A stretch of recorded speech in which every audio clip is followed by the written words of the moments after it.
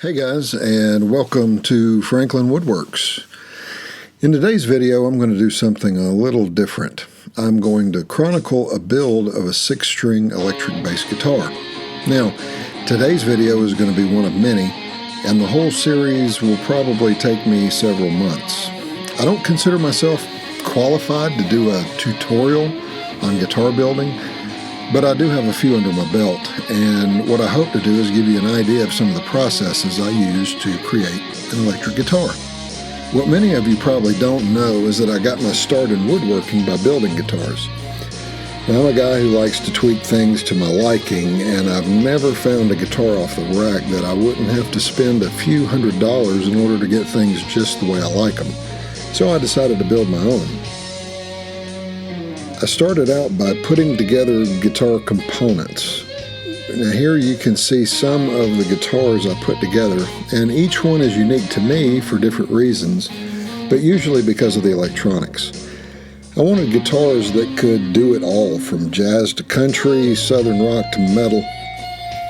Looks has always been secondary to me, but I wanted a guitar that I could play anywhere, from sold-out stadiums, which are only in my dreams, to playing at church. So flying V's, Explorer bodies, and wild paint jobs just weren't appealing to me.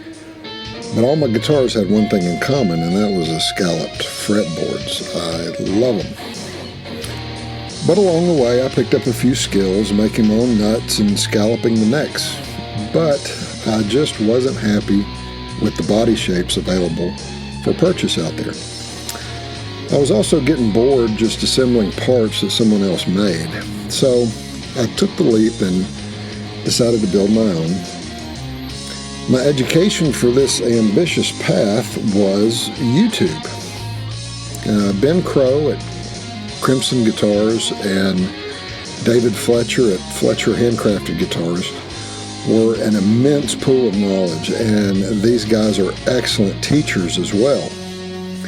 Now lately I've discovered GELVIN over at GELVIN Guitars, and I've learned a ton from him as well. I'll put links to their YouTube channels in the description below. But here's the first guitar that I ever built, and I guess because of that it'll always be my favorite. It's got a swamp ash body. The body shape is called a Wolfgang. And it's got a bolt-on maple neck, Zero-Cote fretboard, and completely versatile electronics. The neck is like a baseball bat, but it grew on me, and now I love the way it plays and the way it feels. This next one is the same body shape, but the body is made out of laminated Paduke. It's got a bolt-on maple neck, zebra wood fretboard, and the same electronics as the first one. Now, I know what you're going to say about this one. It is hideous, and it is. By far the ugliest guitar I've ever built. This is also the one I'm the most proud of. The body shape turned out to be a disaster. It was supposed to be a Wolfgang shape, but 25% bigger, and that caused some design problems, so in my alterations, it just got really ugly. The neck is a maple and walnut laminate, and the guitar is a neck-through design. As you can see from behind, the body wings are made out of ash, and these body wings are hollowed out. And the top is a book-matched maple. Now the electronics kind of look like a Telecaster, but it's far from it. This guitar is a shred machine, provided that you're blind. This is a very comfortable guitar to play. The neck is by far the best I've ever made. It's thin and fast, and it sounds amazing. It's just really ugly.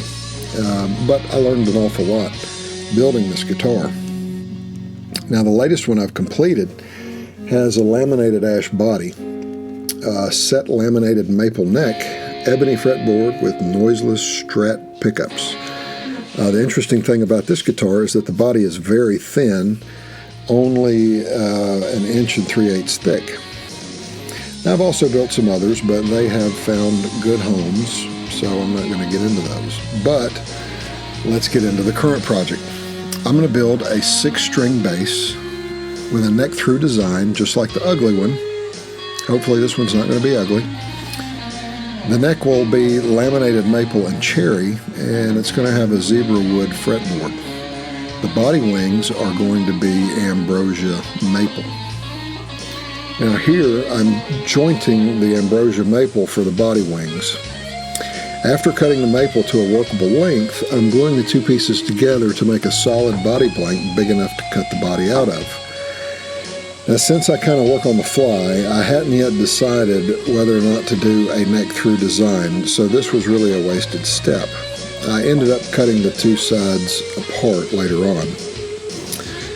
Next, I'm cutting the maple and cherry for the neck, cutting those pieces to length. Just before this step, I plane the wood for the neck to a thickness a little greater than the body would, and this later on will give me some room to plane down the neck once the glue dries. Then I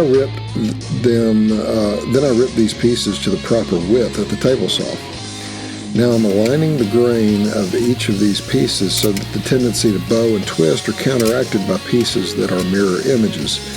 And this laminating process makes an incredibly strong and stable neck that is also pretty nice to look at. Now, the battery on my camera died during the glue up of the neck, so my apologies, you can't see that. But this is one place where you can never have too many clamps. So I'm going to keep these videos fairly short, but I hope you guys will stick with me until the end of this build. In the next video, I'm going to be making templates, and I'll cut out the neck and the body, and we can get an idea of what this thing is going to look like when I finish. So anyway, thanks for watching. Feel free to subscribe, and please share this video with your friends. If you like it, give it a thumbs up. If you don't, thumbs down, and feel free to comment. I'd be very interested in what you've got to say. So thanks a lot, and there you go.